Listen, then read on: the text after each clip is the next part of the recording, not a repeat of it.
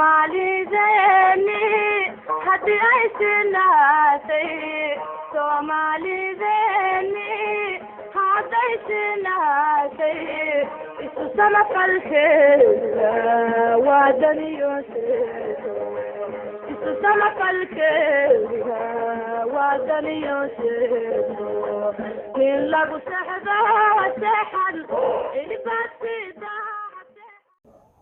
kulanti wacan wanaagsan daawadayaal ku soo dhawaada qodobada wararka Lego TV kuwoodii ugu doorkaroon maamulka degmada Lego oo shaaciyay xilliga rasmiga ah ay markaasi kala wareegi doonaan al-shabaab degmada Lego.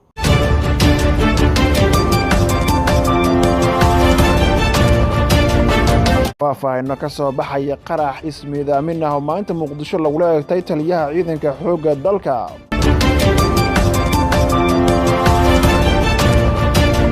galmudug oo faahfaahisay dabkii ka kacay magaalada Dhuusamareeb.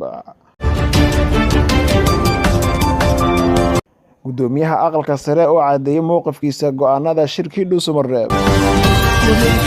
duqa magaalada Muqdisho amar dul dhigay gudoomiyaasha gobolka Banaadir. qodobada wararka dibaddana waxaa ugu doorkaroon Sweden oo soo saartay sharci adag oo markaasi loo sameeyay soo galootiga dalkaasi.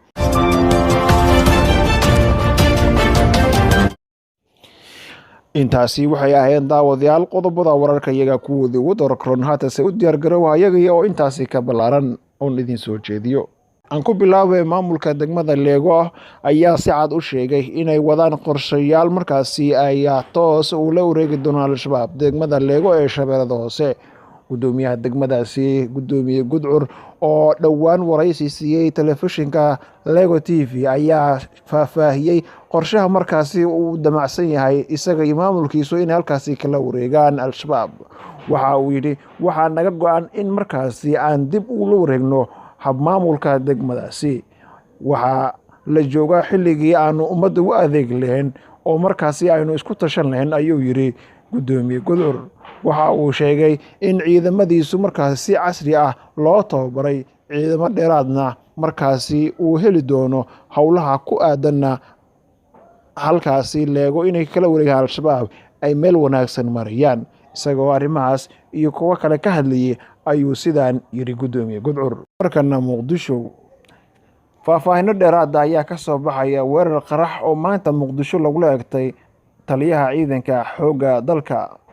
qaraxan oo jugtiisa laga maqlay degmooyin ka tirsan gobolka Banaadir ayaa waxa uu ka dhacay inta u dhaxaysa isgoyska Tarabuunka iyo isbitaalka xoogga ee degmada Hodan gobolka Banaadir. qaraxa ayaa waxaa la sheegay inuu ahaa miinada nooca dhulka lagu aaso, inkastoo dadka qaar ee goobjoogayaasha ahi ay sheegeen in gaari halkaasi yeelay oo nooca raaxada ahi uu ku qarxay kadib markii halkaasi ay soo mareen kolonyo gaadiid uu la socday taliyaha xoogga dalka Odawa Yuusuf Raage.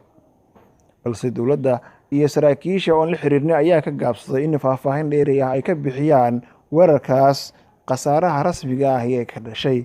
ciidamo ka tirsan booliiska Soomaaliya ayaa tagay halka uu ka dhacay qaraxa, waxaana la sheegay inuu jiro khasaare aad u fara badan markaasi qaraxaasi uu geystay.